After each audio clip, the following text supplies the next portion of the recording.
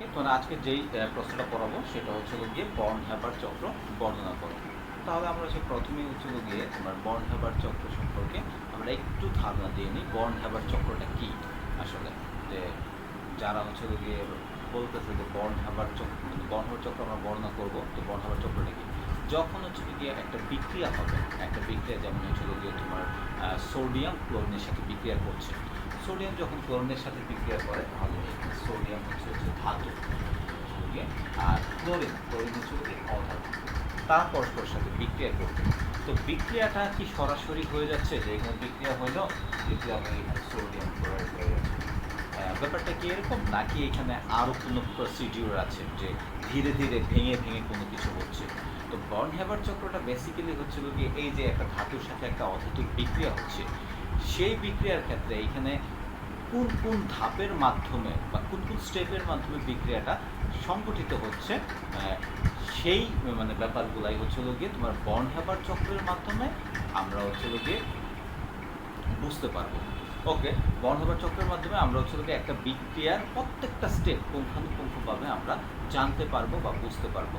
এই যে মানে ভেঙে ভেঙে বিক্রিয়াটাকে দেখানো, সেটাকেই হচ্ছে গিয়ে বর্ন হ্যাবার চক্র বলে। এইখানে তাহলে হচ্ছে গিয়ে মানে কি কি ধাপ জড়িত, সবগুলো ধাপকে দেখানোর পরে তারপরে আমরা এই বিক্রিয়াটাকে আমরা হচ্ছে গিয়ে দেখব। ঠিক আছে, এটাকেই বলা হচ্ছে বর্ন হ্যাবার চক্র।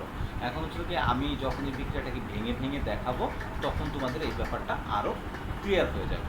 এখন চলো আমরা হচ্ছে গিয়ে ভেঙে ভেঙে কীভাবে দেখানো যায়।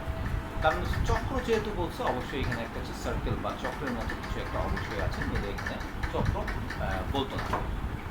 ওকে, তো কেন এটাকে বর্ন হ্যাবার সাইকেল বা বর্ন হ্যাবার চক্র বলা হচ্ছে সেটাতে এবার আসি। ঠিক আছে, আমরা ফার্স্টে হচ্ছে গিয়ে এই দিক দিয়ে হচ্ছে গিয়ে আমি তো সোডিয়াম ক্লোরাইডের উদাহরণ দেখিয়েছিলাম। সোডিয়াম ক্লোরাইডের উদাহরণ যদিও দেখাইছি, সেক্ষেত্রে আমরা এখানে যখন লিখবো আমরা সেটা জেনারেলি লিখবো। পরবর্তীতে হচ্ছে গিয়ে আমরা এটাকে হচ্ছে গিয়ে স্পেসিফিক উদাহরণের মাধ্যমে বুঝিয়ে দিই। চলো আমরা এখানে হচ্ছে যে একটা এম রিপ্রেজেন্ট করলাম, এম দিয়ে লিখতেছি ব্যাপারটা। এম মানে হচ্ছে মেটাল মানে হচ্ছে ধাতু। যেখানে আমরা বলছিলাম সোডিয়াম ক্লোরাইড, সোডিয়াম ধাতু আর ক্লোরিন হচ্ছিল গিয়ে অধাতু ছিল। তো এখানে সোডিয়ামের জায়গায় আমরা ধরলাম হচ্ছিল গিয়ে এম, সোডিয়ামের জায়গায় আমরা ধরলাম এম। ওকে, এমটা হচ্ছিল গিয়ে সলিড, ওই যে সোডিয়াম সলিড ছিল তাহলে এম সলিড। আর এখান দিয়ে আমরা যদি বিক্রিয়াটা দেখাই, সোডিয়ামের সাথে যদি হাফ ক্লোরিন বিক্রিয়া করে, তাহলেই আমরা পাচ্ছি হচ্ছে গিয়ে সোডিয়াম ক্লোরাইড। তাহলে এখানে আমরা এটার সাথে আরেকটা ধরলাম যে হাফ X2 হিসেবে আমরা জেনারেলি দেখাচ্ছি, সাধারণভাবে বিক্রিয়াটা দেখাচ্ছি। তো ক্লোরিন হচ্ছে গিয়ে একটা হ্যালাইডস, তো হ্যালাইডসটাকে আমরা এখানে এক্স দিয়ে, তোমরা জানো হ্যালাইডস যারা আছে ফ্লোরিন, ব্রোমিন, আয়োডিন, তাদেরকে আমরা হচ্ছে গিয়ে এক্স দিয়ে আমরা হচ্ছে গিয়ে রিপ্রেজেন্ট করতে পারি, হ্যালাইডস যারা আছে। তো এই দুইটা এরাই তো বিক্রিয়া করবে, যেটা আমি হচ্ছে গিয়ে এখানে যেটা দেখাইছি এটা হচ্ছে স্পেসিফিক, মানে নির্দিষ্ট, আর এখানে হচ্ছে কি আমরা দেখাচ্ছি জেনারেল। ওকে, তো সলিড যেটা আছে, ধাতু যেটা মানে হচ্ছে গিয়ে সলিড বলতেছি বা হচ্ছে গিয়ে মানে কঠিন অবস্থায় আছে, সে কি কঠিন অবস্থায় বিক্রিয়া করতে পারে না? কঠিন অবস্থায় সে বিক্রিয়া করতে পারে না। তাহলে কঠিন থেকে তাকে কি হতে হবে? কঠিন থেকে তাকে গ্যাসীয় অবস্থায় যেতে হবে। কঠিন থেকে যদি গ্যাসীয় অবস্থায় যায়, গ্যাসীয় অবস্থায় গেলে তাহলে এখানে দেখো তার কি হতে হবে, এখান থেকে এম সলিড আছে ব্র্যাকেটে, তাহলে এম সলিড থেকে তার হতে হবে এম গ্যাস, মানে গ্যাসীয় অবস্থায় যেতে হবে। আর সলিড থেকে তুমি একটা জিনিস চিন্তা করো, কোনো জিনিস যদি সলিড থেকে গ্যাসীয় অবস্থায় যায়, সলিড থেকে গ্যাসীয় অবস্থায় যদি গেলে তাহলে তার কী করতে হবে? তার করতে হবে হচ্ছে গিয়ে, তাকে হচ্ছে আমরা যদি ধরো হচ্ছে পানি হচ্ছে লিকুইড অবস্থায় আছে, এটাকে যদি আমরা গ্যাসীয় অবস্থায় যেতে তাহলে কিন্তু সেখানে হিট দিতে হবে। ঠিক আছে, তো এরকমভাবে আমরা যদি হচ্ছে এখানে ধাতুটাকেও যদি আমরা হিট দিই ধাতুটা কী হয়ে যাবে? গ্যাসীয় অবস্থায় চলে যাবে। তাহলে এই যে এখানে হিট দিলাম, সেটার অবশ্যই একটা নাম আছে। ঠিক আছে, সেই নামটা এটা হচ্ছে গিয়ে এবার এই যে এটাকে আমরা এস দিয়ে আইডেন্টিফাই করতেছি। এসটা আসলে কি? এস হচ্ছে গিয়ে হিট অফ সাবলিমেশন। এস হচ্ছে গিয়ে হিট অফ সাবলিমেশন, তার মানে হচ্ছে গিয়ে একটা হচ্ছে গিয়ে তোমার কঠিন বস্তুকে যদি আমরা গ্যাসীয় অবস্থা দিতে চাই, তাহলে সেখানে যে পরিমাণ তাপ দিতে হয় সেটাকে হচ্ছে গিয়ে সাবলিমেশন এনার্জি বলা হয়। তাপমান তো হচ্ছে গিয়ে একটা শক্তি, তো শক্তি মানে এনার্জি, আর এখানে যে এনার্জিটা দিতে হবে সেটাকে বলা হবে সাবলিমেশন এনার্জি, যেটাকে আমরা ইন্ডিকেট করতেছি এস দিয়ে। আশা করি বুঝতে পারছো। ওকে, এবার যে ধাতু যেটা আছে, ধাতু তো হচ্ছে গ্যাসীয় অবস্থায় আছে, এবং গ্যাসীয় অবস্থায় থাকলেই সে বিক্রিয়া করতে পারবে? গ্যাসীয় অবস্থায় থাকলে সে বিক্রিয়া করতে পারবে না। এইবার হচ্ছে সে যখন অধাতুর সাথে বিক্রিয়া করতে যাবে তখন একটা জিনিস মাথায় চলে আসবে, সেই জিনিসটা কি, যে ধাতু ইলেকট্রন ত্যাগ করে আর অধাতু ইলেকট্রন গ্রহণ করে। ধাতু ইলেকট্রন ত্যাগ করে, অধাতু ইলেকট্রন গ্রহণ করে। না বুঝলে প্রশ্ন হবে, না বুঝলে প্রশ্ন হবে। আর যদি হচ্ছে কথা বুঝতে সমস্যা হয় তাহলেও প্রশ্ন হবে। না বুঝলে সমস্যা হবে, কথা না বুঝতে পারলেও সমস্যা হবে, মানে আমাকে জিজ্ঞেস করবার। আচ্ছা, একটা জিনিস দেখুন একটু। তো আমি যেটা বলছিলাম যে হচ্ছে গিয়ে তাহলে মেটাল এখানে সলিড অবস্থায় আছে, তাকে হচ্ছে গ্যাসীয় অবস্থায় নিতে হবে। গ্যাসীয় অবস্থায় না নিলে সে বিক্রিয়া করবে না। গ্যাসীয় অবস্থায় নিতে গেলে আমার যে শক্তি মানে তোমার হচ্ছে গিয়ে দিতে হবে, সেই শক্তিটা হচ্ছে গিয়ে বলে heat of sublimation, heat of sublimation. এবার মেটাল বা ধাতু যেটা আছে, যেটাকে আমরা এখানে সোডিয়াম হিসেবে দেখাচ্ছি, সোডিয়ামটা এবার গ্যাসীয় অবস্থায় এসে বসছে, বা ধাতুটা গ্যাসীয় অবস্থায় চলে আসছে। তাহলে গ্যাসীয় অবস্থায় আসছে, এইবার তো বিক্রিয়া করবে না, এবারও বিক্রিয়া করবে না। ধাতু অধাতুর সাথে যখন বিক্রিয়া করে তখন হচ্ছে কি ধাতু ইলেকট্রন দান করে, অধাতু ইলেকট্রন গ্রহণ করে। এই জিনিসটা তোমরা জানো। তাহলে এখানে কি করবে, ধাতু যেটা আছে ধাতুর ইলেকট্রন দান করতে হবে। ধাতু ইলেকট্রন দান করে, দান করলে সে কী হবে, এম প্লাস অবস্থায় থাকবে যখন, তখন সে গ্যাসীয় অবস্থায় থাকে। এম প্লাস তার মানে হচ্ছে সে আয়ন হয়েছে। তো এই যে আয়ন হতে গিয়ে তার হচ্ছে গিয়ে যে ইলেকট্রন ত্যাগ করলো, আয়ন হতে গিয়ে সে কী করে, আয়ন হতে গেলে কী করতে হবে, ইলেকট্রন ত্যাগ করতে হবে বা গ্রহণ করতে হবে। এখানে ধনাত্মক আয়ন বা ক্যাটায়ন হয়েছে, তার মানে সে ইলেকট্রন কী করছে, ইলেকট্রন এখানে ত্যাগ করেছে। তো ইলেকট্রন ত্যাগ করতে গেলে ওই যে আমরা আয়নীকরণ শক্তির যে সংজ্ঞা, সেই সংজ্ঞায় যদি চলে যাই, তোমার হচ্ছে কি যে শক্তি প্রয়োগ করার মাধ্যমে বহিস্থ স্তর থেকে একটা ইলেকট্রনকে অসীমে সরায় নেওয়া যায়, এবং অসীমে সরায় নেওয়ার মাধ্যমে এটাকে কি তোমার একক ধনাত্মক আধান বিশিষ্ট এক মোল আয়নে পরিণত করা যায়, সেই শক্তিকে বলা হয় কি আয়নীকরণ শক্তি, সেই শক্তিকে বলা হয় আয়নীকরণ শক্তি। তাহলে এখানে আমরা যদি বলি যে আসলে কি সেটাকে আমরা কীভাবে বলবো, সেটা হচ্ছে যে আমরা আই দিয়ে বলতে পারি বা আইই দিয়ে বলতে পারি, আয়নাইজেশন এনার্জি বা আয়নাইজেশন পটেনশিয়ালও বলতে পারি, আইপি। আমি এখানে আই দিয়ে দেখালাম, ঠিক আছে। ওকে, এটা গেল হচ্ছে কি ধাতুর ক্ষেত্রে, ঠিক আছে। এবার যদি আমরা বলি এটা অধাতুর ক্ষেত্রে কি হবে, অধাতু কি ডিরেক্ট এখানে বিক্রিয়া করে ফেলবে? না, অধাতু ডিরেক্ট বিক্রিয়া করবে না। অধাতুর ক্ষেত্রে তাহলে এই ধরনের কিছু প্রসিডিউর আছে যে সে কীভাবে বিক্রিয়ার যোগ্য হবে। ওকে, সেটা আমরা দেখাচ্ছি। তোমরা কিন্তু এটা জানো যে হ্যালাইডস বা হচ্ছে গিয়ে তোমার ব্রোমিন, ক্লোরিন, ফ্লোরিন, আয়োডিন, এই টাইপের যে যৌগগুলো আছে এরা কীভাবে থাকে, এরা দ্বিপরমাণু, এটা তোমরা জানো। দ্বিপরমাণু তার মানে কি, ব্রোমিন কখনো একা থাকে না, সে হচ্ছে ব্রোমিন 2 হিসেবে থাকে। ক্লোরিন সে, তাহলে হ্যালাইডস আমরা বলতেছি এখানে হ্যালাইডস কখনো একা থাকবে না, সে X2 হিসেবে থাকবে। X2 হিসেবে থাকলে কী হবে, ঠিক আছে। তো এখানে আমরা দেখছি হচ্ছে যে হাফ X2 তার মানে হাফ এরকম অবস্থায় আছে। তাহলে এরা তো একটা অণু অবস্থায় আছে, অণু অবস্থায় থাকলে তো সে বিক্রিয়া করবে না। অণু মানে কিন্তু একটা যৌগ, অণু মানে হচ্ছে একটা যৌগ। তো অণু অবস্থায় থাকলে কিন্তু তারা বিক্রিয়া করবে না, তাহলে তাদের কি হতে হবে, তাদের হতে হবে হচ্ছে পরমাণু, তাদের পরমাণু অবস্থায় আসতে হবে। আর পরমাণু অবস্থায় আসতে হলে তখন কি করতে হবে, এদিক দিয়ে ভাঙা, ঠিক আছে, এদিক দিয়ে ভাঙতে হবে। তো ভাঙা মানে কি, ভাঙা মানে হচ্ছে ডিসোসিয়েশন। সো আমরা হচ্ছে গিয়ে এরকম হ্যালাইডসের একটা অণু যদি আমরা ভেঙে ফেলি এবং যদি পরমাণুতে তোমার পরিণত করি, সেটার জন্য আমাদের যে এনার্জিটুকু লাগবে সেই এনার্জিকে বলা হয় হচ্ছে গিয়ে ডিসোসিয়েশন এনার্জি, যেটাকে আমরা ডি দিয়ে এক্সপ্রেস করতে পারি।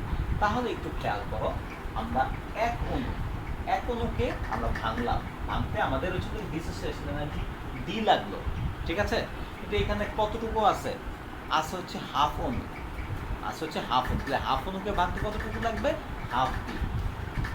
এক অণুকে ভাঙতে লাগে ডি, তাহলে আমরা যদি বলি যে হচ্ছে অর্ধেক অণু হলে লাগবে হচ্ছে হাফ ডি যদি বলি, তাহলে এখানে আমরা দিব হচ্ছে কি হাফ ডি দিলাম।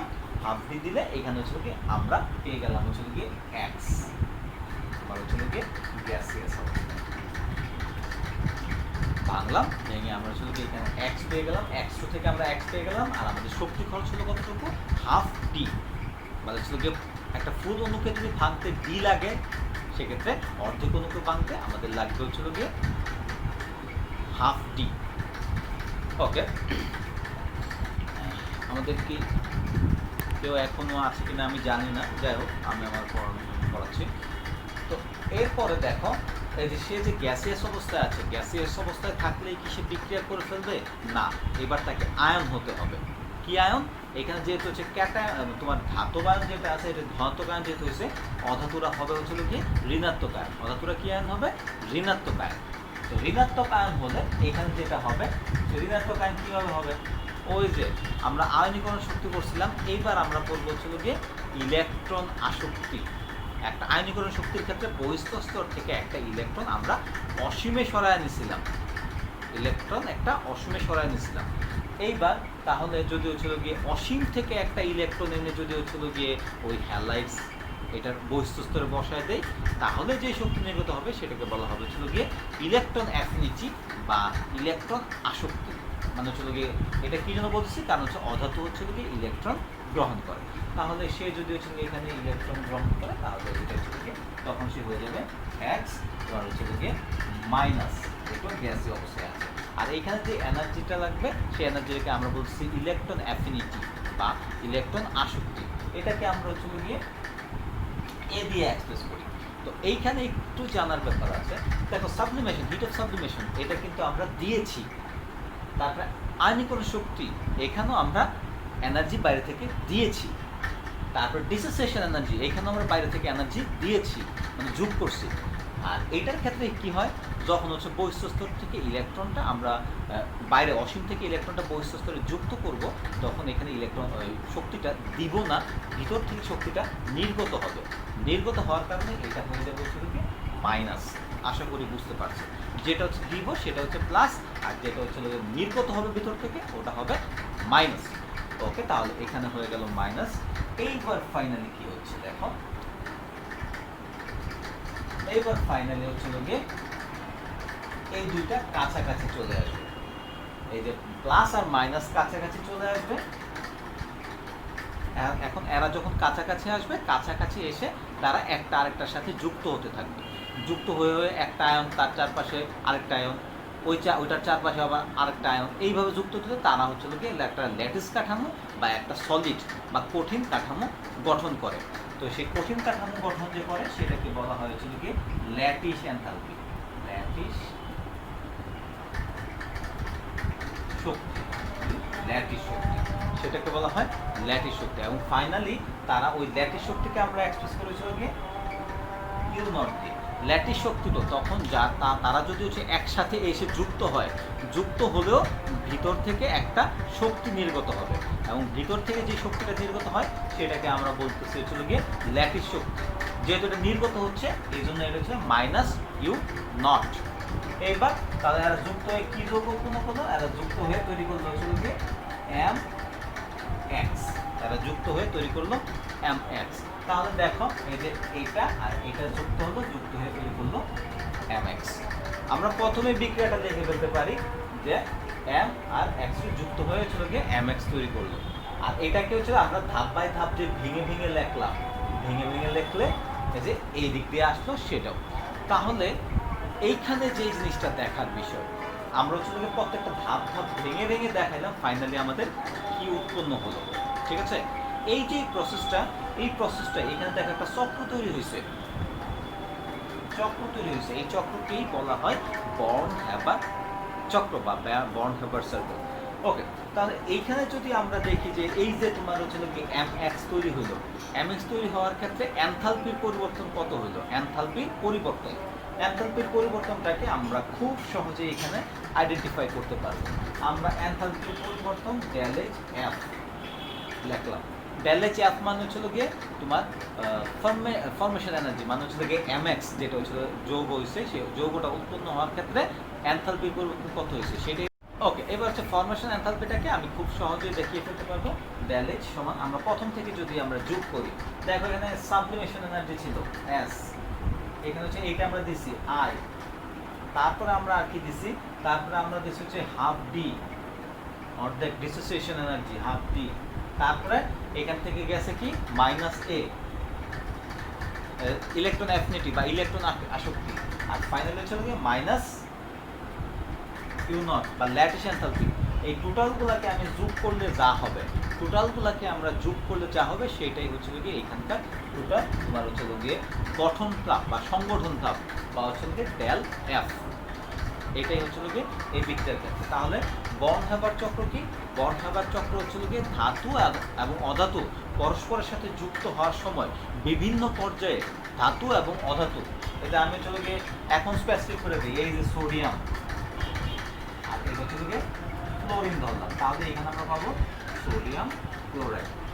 তাহলে আমরা বলতে পারি তোমার ধাতু অধাতু যখন পরস্পরের সাথে যুক্ত হয়, যুক্ত হওয়ার ক্ষেত্রে তোমার ক্যালাস গঠনের বিভিন্ন, ক্যালাস বা ল্যাটিস গঠনের বিভিন্ন স্তরে শক্তির যে পরিবর্তন সেগুলাকে দেখিয়ে যেই হচ্ছে গিয়ে তোমার চাকরির যেই মানে হচ্ছে একটা আমরা গঠন পাবো বা হচ্ছে একটা চিত্র পাবো, সেটাকেই বলা হবে বর্ন হ্যাবার চক্র। আর এটার ক্ষেত্রে কি কি পয়েন্ট? ফার্স্ট পয়েন্ট হচ্ছে গিয়ে তোমার ধাতু যখন হচ্ছে গিয়ে তোমার গলে যাবে, গ্যাসীয় হবে, তখন হচ্ছে গিয়ে হিট অফ সাবলিমেশন। তারপর হচ্ছে গিয়ে সাবলিমেশন থেকে আবার হচ্ছে সেই ইলেকট্রন ত্যাগ করবে, তোমার হচ্ছে গিয়ে তোমার আয়নাইজেশন এনার্জি। তারপর হচ্ছে গিয়ে তোমার এই গ্যাসেস আয়ন হইলো, আবার হচ্ছে গিয়ে এখানে অধাতু, অধাতু হচ্ছে গিয়ে ভাঙবে প্রথম, heat of dissociation energy D. তারপরে এটা আবার হচ্ছে গিয়ে অ্যানায়ন হবে, অ্যানায়ন হতে গেলে ইলেকট্রন গ্রহণ করতে হবে, ইলেকট্রন গ্রহণ করলে সে হচ্ছে গ্যাসীয় আয়নে পরিণত হলো। ফাইনালি তারা যুক্ত হয়ে ল্যাটিস শক্তি মানে ওটা নির্গত হওয়ার মাধ্যমে তারা হচ্ছে গিয়ে ধাতুতে পরিণত হলো। এটাই ছিল আমাদের তোমার হচ্ছে গিয়ে বর্ন হ্যাবার চক্র। এখন হচ্ছে গিয়ে এটা আশা করি হচ্ছে এখানকার বিভিন্ন যে স্টেপগুলো এটা বুঝতে পারছো, আর আমি নোটটা প্রোভাইড করলে সেটা আরও ক্লিয়ার হয়ে যাবে। তো আমরা এর আগে হচ্ছে গিয়ে এরকম অবস্থা ফাংশনের একটা প্রশ্ন পড়েছিলাম, সেটা হচ্ছে গিয়ে তোমার কার ক্ষেত্রে পড়েছিলাম, আমরা যদি প্রথমে যাই নোটের, তো সেই প্রশ্নটা ছিল হচ্ছে গিয়ে যে আভ্যন্তরীণ শক্তি দেখাও যে আভ্যন্তরীণ শক্তি একটি অবস্থা ফাংশন। তো এখানে আমরা হচ্ছে গিয়ে তাহলে অবস্থা ফাংশনের ক্ষেত্রে আমরা একটা কথা বলেছিলাম, অবস্থা ফাংশনের ক্ষেত্রে আমরা একটা কথা বলেছিলাম, সেই কথাটা এরকম ছিল যে প্রারম্ভিক এবং শেষ বিন্দু বা প্রারম্ভিক এবং শেষ অবস্থা যদি একই মানে হচ্ছে গিয়ে চেঞ্জ না হয়, তাহলে হচ্ছে গিয়ে তোমার যে পথেই যাক না কেন তোমার হচ্ছে গিয়ে পরিবর্তনটা হচ্ছে গিয়ে তোমার নীল বা পরিবর্তনটা জিরো হয়। ঠিক আছে? তো এইখানে আমরা সেক্ষেত্রে একটা গ্রাফ এরকম দিয়েছিলাম অবস্থা ফাংশনের ক্ষেত্রে। গ্রাফটা ছিল এরকম, একটু মনে করার চেষ্টা করো, হচ্ছে গিয়ে এ আর হচ্ছে গিয়ে বি। তো এখানে হচ্ছে গিয়ে 1 নম্বর পথ আর এখানে হচ্ছে গিয়ে 2 নম্বর পথ। বলছে যে হচ্ছে গিয়ে এখানে প্রারম্ভিক আর শেষ অবস্থা যদি হচ্ছে গিয়ে তোমার একই থাকে, তাহলে তোমার হচ্ছে গিয়ে এ থেকে, ঠিক আছে, এ থেকে বিতে পৌঁছানো, এ থেকে বিতে পৌঁছালো 1 নম্বর রাস্তায়, আর বি থেকে এতে পৌঁছালো 2 নম্বর রাস্তায়।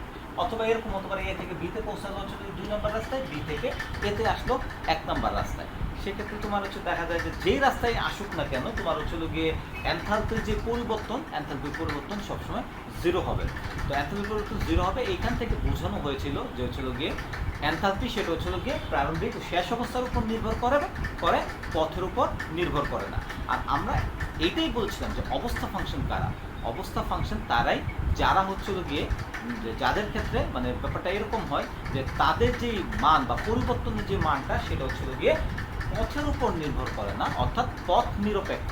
তাদের এই ব্যাপারটা পথ নিরপেক্ষ, কিন্তু হচ্ছে গিয়ে প্রারম্ভিক এবং শেষ অবস্থার উপর নির্ভর করে। এখন যদি আমরা বলি যে এ থেকে বিতে গেল, এ থেকে বিতে গেলে তোমার এনথালপির যে পরিবর্তন সেটাকে আমরা বলছি ΔS1, আর হচ্ছে গিয়ে বি থেকে এতে আসলো, সেক্ষেত্রে এখানে হচ্ছে গিয়ে এনথালপির পরিবর্তন ΔS2। তাহলে হচ্ছে গিয়ে আমরা এই যদি এই দুইটার ক্ষেত্রে আমরা যদি পার্থক্য দিই, তাহলে ΔS2 মাইনাস ΔS1 এইটা হইল। এই পথে আসলাম আর এই পথে গেলাম। এবার যদি ব্যাপারটা এরকম হয় যে হচ্ছিল গিয়ে আমাদের হচ্ছিল গেলাম এই পথে গেলে তখন হচ্ছিল গিয়ে এটাকে আমরা ΔS1, আর আসলাম এই পথে আসলে এটা হচ্ছিল গিয়ে ΔS2। তখন হচ্ছে হিসেবটা হবে হচ্ছিল গিয়ে ΔS1 মাইনাস হচ্ছিল গিয়ে ΔS2। এটা যদি হয় যে এইটার যে মান হবে আর এইটার যে মান হবে, দুইটা মান আমাদের সমান হবে, দুইটা মান সমান হবে, তাহলে এইটাও জিরো হবে, এইটাও জিরো হবে। এই জন্য বলা হচ্ছে যে হচ্ছে গিয়ে তোমার এন্ট্রপির যেই মান আছে, এন্ট্রপির মানটা এটা হচ্ছে গিয়ে প্রারম্ভিক এবং শেষ অবস্থার উপর নির্ভর করে, পথের উপর নির্ভর করে না, অর্থাৎ পথ নিরপেক্ষ। প্রারম্ভিক ও শেষ অবস্থার উপর নির্ভর করে এবং পথ নিরপেক্ষ। 1 নম্বর পথে গিয়ে 2 নম্বর পথে আসলো এন্ট্রপি যা হবে বা পরিবর্তন যা হবে, আমরা যদি 2 নম্বর পথে গিয়ে 1 নম্বর পথে আসি তাহলে সেম হবে। এই জন্য যেই ফাংশনগুলো হচ্ছে গিয়ে পথ নিরপেক্ষ কিন্তু প্রারম্ভিক ও শেষ অবস্থার উপর নির্ভর করে, তাদেরকেই বলা হচ্ছে তোমার অবস্থা ফাংশন। তো সেক্ষেত্রে এখানে আমরা এন্ট্রপি দেখিয়েছি, এন্ট্রপিটাকে আমরা অবস্থা ফাংশন বলতে পারি। তো ওকে, এবার হচ্ছে আমরা যে প্রশ্নটা করবো যে বিশ্ব ব্রহ্মাণ্ডের এন্ট্রপি পরিবর্তন হচ্ছে না, পরিবর্তন তোমার হচ্ছে। তো এই প্রশ্নটাকে আমরা কীভাবে আলোচনা করবো, আমরা এর আগে হচ্ছে সিস্টেম এবং সারাউন্ডিংস, সিস্টেম এবং পরিবেশ সম্পর্কে আমরা আলোচনা করেছিলাম। তো এখানে যদি আমরা দেখি যে এন্ট্রপি পরিবর্তন, আমরা তো জানি যে এন্ট্রপিকে হচ্ছে আমরা টেলএস দিয়ে আমরা প্রকাশ করি এন্ট্রপিকে। এখন আবার হচ্ছে আমরা হচ্ছে সিস্টেম আর হচ্ছে পরিবেশ সম্পর্কে একটা ধারণা নিয়েছিলাম। সিস্টেমটা ছিল একটা সীমাবদ্ধ ক্ষেত্র, যেটা হচ্ছে সিস্টেম, আর সিস্টেমের বাইরে যেটা আছে সেটা হচ্ছে সারাউন্ডিংস। সিস্টেমের বাইরের যে অঞ্চল সেটা সারাউন্ডিংস, বা সেটাকে হচ্ছে গিয়ে পরিবেশ, সারাউন্ডিংস বা পরিবেশ বলা হয়। তো সিস্টেম, সারাউন্ডিংস। ওকে, এখানে তো হচ্ছে আমরা যদি বলি যে হচ্ছে গিয়ে বিশ্বের টোটাল এন্ট্রপিটা কি, টোটাল এন্ট্রপি মানে যদি আমরা হচ্ছে এই সারা বিশ্বের টোটাল এন্ট্রপিটা দেখি, সারা বিশ্বের টোটাল এন্ট্রপিটা যদি আমরা দেখি তাহলে আমরা বলতে পারবো হচ্ছে গিয়ে তোমার টেলএস ইউনিভার্স, মানে টোটাল ইউনিভার্সের তোমার হচ্ছে গিয়ে এন্ট্রপি। টোটাল ইউনিভার্সের এন্ট্রপি যদি আমরা দেখি তাহলে সেটা হচ্ছে গিয়ে দুইটা এন্ট্রপির যোগফলের সমান। দুইটা এন্ট্রপি কি কি? সেই দুইটা এন্ট্রপি, একটা হবে হচ্ছে গিয়ে তোমার সিস্টেমের এন্ট্রপি, আর একটা হচ্ছে হবে সারাউন্ডিংসের এন্ট্রপি। একটা সিস্টেমসের এন্ট্রপি আর হচ্ছে সারাউন্ডিংস। এই দুইটা এন্ট্রপি মিলে হচ্ছে গিয়ে এই সারা বিশ্বের এন্ট্রপি হয়। এই টোটাল দুইটা মিলে হচ্ছে গিয়ে সারা বিশ্বের এন্ট্রপি হয়। তাহলে এটা সমান আমরা বলতে পারি del S system plus del S surroundings. আমরা সংক্ষেপে লিখলাম ডেল এস এসওয়াইএস সিস্টেম আর del S SUWR surroundings. Okay, তার মানে এই বিশ্বের যে টোটাল এন্ট্রপিটা হচ্ছে গিয়ে সিস্টেমের এন্ট্রপি এবং সারাউন্ডিংস মানে পরিবেশের এন্ট্রপি, এই দুইটার যোগফলের সমান। দুইটার যোগফলের সমান আমরা বলতে পারতেছি। আবার হচ্ছে গিয়ে আমরা হচ্ছে গিয়ে একটা তোমার লাইন, যেটা হচ্ছে তোমাদের ওই প্রশ্নটা আমি হচ্ছে গিয়ে পড়াই নাই, কিন্তু ওটা হচ্ছে থার্মোডাইনামিক্সের ক্ষেত্রে বা তাপগতিবিজ্ঞানের ক্ষেত্রে এই লাইনটা আছে। সেই লাইনটা হচ্ছে এরকম যে স্বতঃস্ফূর্ত প্রক্রিয়ায় এই যে আমাদের বিশ্বের মধ্যে যে যতগুলো থার্মোডাইনামিক্যাল প্রবলেমস হচ্ছে, মানে হচ্ছে তোমার হচ্ছে গিয়ে প্রক্রিয়া, থার্মোডাইনামিক্স বিভিন্ন প্রক্রিয়া, বিভিন্ন বিক্রিয়া হচ্ছে, বিভিন্ন প্রসেস চলতেছে, এগুলো কিন্তু প্রক্রিয়া বলতে আমরা বোঝাচ্ছি যে হচ্ছে ন্যাচারালি বলতেছি। তার জন্য এখানে তোমার হচ্ছে বিশ্বের যে স্বতঃস্ফূর্ত প্রক্রিয়া আছে, আমি বলছি বিশ্বের যে বিভিন্ন থার্মোডাইনামিক প্রসেসগুলো আছে সেগুলো হচ্ছে স্বতঃস্ফূর্ত প্রক্রিয়ার মাধ্যমে হয়, স্বতঃস্ফূর্তভাবে ন্যাচারালি হচ্ছে। তো ন্যাচারালি হওয়ার ক্ষেত্রে সেখানে হচ্ছে গিয়ে ইউনিভার্সের যে হচ্ছে গিয়ে সেখানে এই কথাটা বলা হয় যে স্বতঃস্ফূর্ত প্রক্রিয়া, যেহেতু হচ্ছে বিশ্বের যতগুলো থার্মোডাইনামিক প্রসেস এগুলো স্বতঃস্ফূর্ত প্রক্রিয়া হচ্ছে। আর স্বতঃস্ফূর্ত প্রক্রিয়ার ক্ষেত্রে এন্ট্রপি, বিশ্বের যে টোটাল এন্ট্রপি, এটা সব সময় ধনাত্মক হয়। স্বতঃস্ফূর্ত প্রক্রিয়ায় এন্ট্রপির যে পরিবর্তন সেটা ধনাত্মক হয়। এখানে আমরা কথাটা এরকম বলবো, স্বতঃস্ফূর্ত প্রক্রিয়ায় এন্ট্রপির পরিবর্তন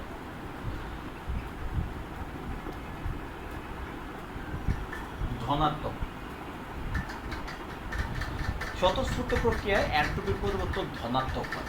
এন্ট্রপির পরিবর্তন যদি ধনাত্মক হয়, সারা বিশ্বের যে এন্ট্রপি আছে সেই এন্ট্রপির পরিবর্তন বলা হচ্ছে যে ধনাত্মক হয়। ধনাত্মক হলে আমরা কি বলতে পারি? আমরা বলতে পারি যে ডেল এস ইউনিভার্স, এটা যদি ধনাত্মক হয়, ধনাত্মক হলে কি হবে? ধনাত্মক হলে অবশ্যই জিরো থেকে মানটা বড় হবে। আর যদি বলা হয় ঋণাত্মক, ঋণাত্মক বললে এই মানটা কি হবে? জিরো থেকে কম হবে। জিরো থেকে কম হলে সেটা মাইনাসের দিকে যায়, আর জিরো থেকে যদি বেশি হয় সেটা হচ্ছে গিয়ে প্লাসের দিকে যায়। তাহলে আমরা যেহেতু বলতেছি যে হচ্ছে গিয়ে ধনাত্মক হয়, তাহলে আমরা বলতে পারবো ডেল এস ইউনিভার্স যেটা আছে সেটা ইজ গ্রেটার দেন কি? Greater than zero. স্বতঃস্ফূর্ত প্রক্রিয়ায় এন্ট্রপির যে পরিবর্তন সেটা ধনাত্মক হলে অবশ্যই ডেলাস ইউনিভার্সের মানটা ইজ গ্রেটার দেন 0। এটা যদি হচ্ছে গিয়ে 0 হয় তাহলে আমরা বলতে পারি ডেলাস ইউনিভার্স 0। ডেলাস ইউনিভার্স যদি 0 হয় তাহলে হচ্ছে আমরা কি বলতে পারি, Dallas system plus Dallas surroundings, Dallas system plus Dallas surroundings দুইটার মান ইজ গ্রেটার দেন 0 হবে। তাহলে এই যে এটা ডেলাস ইউনিভার্স যেহেতু হচ্ছে Dallas system plus Dallas surroundings, তাহলে আমরা বলতে পারি Dallas system plus Dallas surroundings is greater than 0, এটা আমরা বলতে পারি। আবার হচ্ছে গিয়ে বলা হচ্ছে সব স্বতঃস্ফূর্ত প্রক্রিয়া অপরবর্তভাবে সম্পন্ন হয়। স্বতঃস্ফূর্ত যে বিক্রিয়া আছে, স্বতঃস্ফূর্ত প্রক্রিয়া, এটা হচ্ছে গিয়ে দুই ধরনের আছে। একটা হচ্ছে গিয়ে পরাবর্ত, আরেকটা হচ্ছে গিয়ে অপরাবর্ত। একটা পরাবর্ত প্রক্রিয়া আর একটা হচ্ছে গিয়ে অপরাবর্ত প্রক্রিয়া। পরাবর্ত প্রক্রিয়া কি? পরাবর্ত প্রক্রিয়াটা হচ্ছে গিয়ে ধরো কাজটা এরকম ভাবে হবে যে এক জায়গায় গেল, গিয়ে আবার সে আগের জায়গায় ফিরে আসবে, এইভাবে কাজটা হবে। যদি এক জায়গায় গিয়ে আবার আগের জায়গায় ফিরে আসে তাহলে সেটাকে বলা হয়েছিল কি তোমার পরাবর্ত। আর অপরাবর্ত কি? কাজটা এরকম ভাবে হবে যে সে যাবে কিন্তু আগের জায়গায় ফিরে আসবে না, এটাকে বলা হয়েছে তোমার অপরাবর্ত প্রক্রিয়া। তো এখানে যেটা বলা হচ্ছে যে আবার স্বতঃস্ফূর্ত যে প্রক্রিয়াটা আছে সেটা কিভাবে সম্পন্ন হয়, অপরাবর্তভাবে। স্বতঃস্ফূর্ত প্রক্রিয়াটা সম্পন্ন হয় অপরাবর্তভাবে যদি সম্পন্ন হয় তাহলে হচ্ছে গিয়ে আমরা এখানে বলতেই পারি যে অপরাবর্ত, যেহেতু হচ্ছে গিয়ে স্বতঃস্ফূর্ত প্রক্রিয়া অপরাবর্তভাবে সম্পন্ন হবে তাহলে আমরা বলতেই পারবো যে Dallas system plus Dallas surroundings, এটার যে হচ্ছে গিয়ে তোমার এই দুটার যে যোগফলটা সেটা অবশ্যই 0 থেকে বড় হবে। আর 0 থেকে বড় হলে সেটা অবশ্যই ধনাত্মক হবে। আর 0 থেকে বড় হলে যদি আমরা বলতে পারি ধনাত্মক মানে কি? ধনাত্মক মানে হচ্ছে গিয়ে এই বিশ্বের যে এন্ট্রপি আছে, ধনাত্মক মানে হচ্ছে এই বিশ্বের যে এন্ট্রপি আছে সেই এন্ট্রপি বরাবর বেড়ে গেলেই কিন্তু মানটা ধনাত্মক হবে। আর যদি হচ্ছে কি কমে গেলে মানটা ঋণাত্মক হতো। অতএব আমরা এই যে এই লেখাগুলো লিখে আর এই ব্যাখ্যাটুকু দিয়ে ফাইনালি আমরা বলবো যে সমস্ত প্রাকৃতিক পরিবর্তন যেটা আছে, সমস্ত প্রাকৃতিক পরিবর্তনই হচ্ছে কি স্বতঃস্ফূর্ত। ন্যাচারালি যেই জিনিসগুলো আর কি ঘটে সেগুলো সবই স্বতঃস্ফূর্ত এবং অপরাবর্তভাবে ঘটে। সেক্ষেত্রে আমরা বলতে পারি কাজেই এই মহাবিশ্বের যে হচ্ছে গিয়ে এন্ট্রপি, সেই এন্ট্রপি ক্রমবর্ধমান, মানে ক্রমে সেটা বাড়ছে। ঠিক আছে? অতএব আমরা বলতে পারি যে বিশ্ব ব্রহ্মাণ্ডের এন্ট্রপি পরিবর্তন ধনাত্মক বা এন্ট্রপি বাড়ছে, এটা আমরা বলতে পারি। তো এই ছিল গিয়ে আরেকটা প্রশ্ন, যেটা ছিল গিয়ে আমরা দেখলাম বিশ্ব ব্রহ্মাণ্ডের এন্ট্রপি পরিবর্তন হচ্ছে। এটা নিয়ে